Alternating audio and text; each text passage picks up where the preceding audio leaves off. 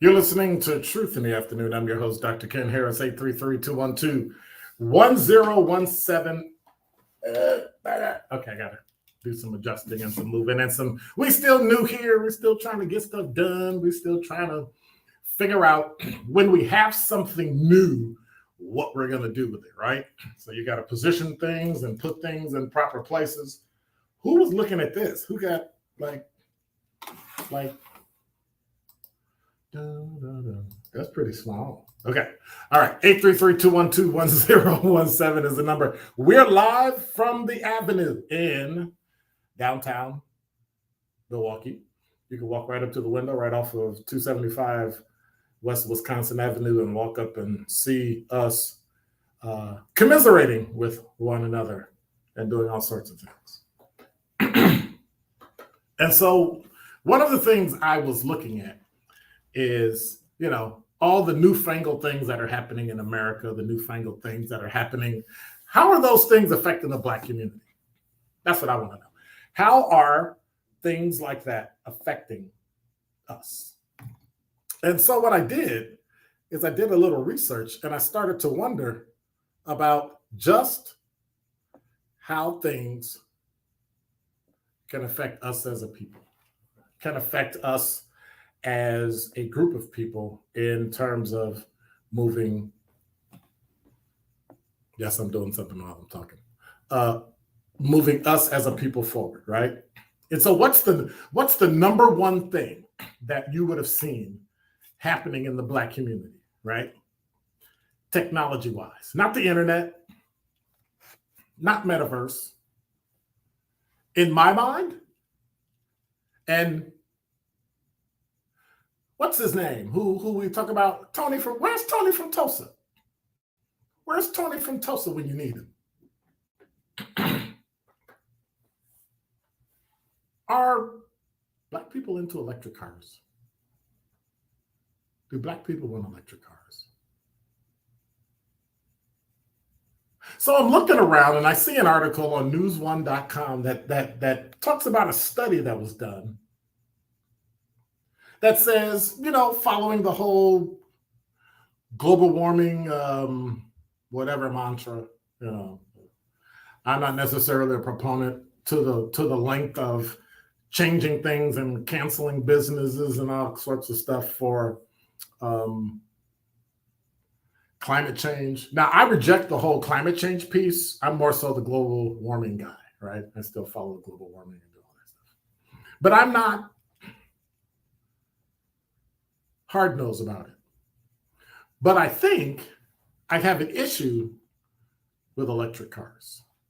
So electric cars are supposed to be, reducing emissions, right?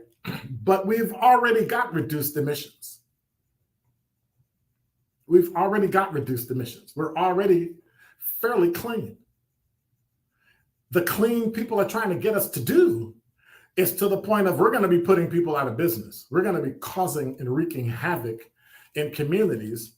And like I said before, anytime America gets a cold, Black people get the flu. And so I saw an article on News One that talked about 40% of Black people definitely want electric cars. But then they ask a very poignant question that I think most people don't think about. Where are you going to plug it in? A nationally representative survey of 8,027 Americans showed that across all racial demographics, overall interest in purchasing electric vehicles is high. Among those surveyed, 33% white, 38% Black, 43% Latinos, and 52% Asian Americans would say they definitely or seriously consider purchasing or leasing an electric vehicle as their next car. Because they believe it means cleaner air for everyone. And I'm kind of in agreement, right? If we got more electric cars out, the problem I'm having is that we have to generate the electricity. So you're either going to use coal or you're going to use Nuclear power? Okay. Which has its own issue.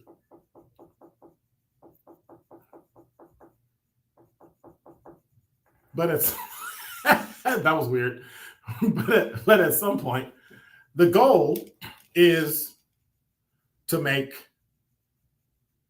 us safer, right?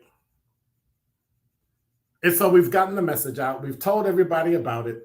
The problem is this. If we don't have the infrastructure in America to put in an electric car, what are we going to do in the hood about an electric car? Like, where are you putting this electric car? Where are you loading up this electric car? But more importantly, how do I charge it? And are you charging the same rates everywhere that you charge along the road or in a suburb? Because bottom line is, I don't know if people can afford the rates that they charge. Sure, it'll be cleaner. But if everybody's going to electric cars and electric cars are averaging $60,000, $70,000, how are middle-class people supposed to actually buy or rent or lease electric cars? Is this something that we need done? 833-212-1017 is the number, because I'm confused. 75% of white respondents in this survey own their homes, compared with fewer than 50%. And slightly over 50% of Latino respondents. Multi-dwelling units, such as apartment buildings, do not offer electric vehicle charging for residents. So who's supposed to pay for it? How do we get this? So it sounds great, but in the end, it comes down to Black people, Hispanic people, and some white people are going to be left behind once again. And then we'll be looked at as negative because we don't have an electric car or we can't afford an electric car. And then we'll ostracize them the way we ostracize people about COVID, ostracize people about gender, education, income, social status. But you're telling me the future of Black America in moving forward in technology comes down to an electric car? Are you kidding? So everything in my future, everything in my neighborhood comes down to a $68,000 electric car that I can't even charge. Electric cars? Right. Ken's Truth on the new 1017 The Truth. It's 1017 The Truth DZ. And football fans, the season is around the corner and Cover 5 is back to help kick it off. Download the Cover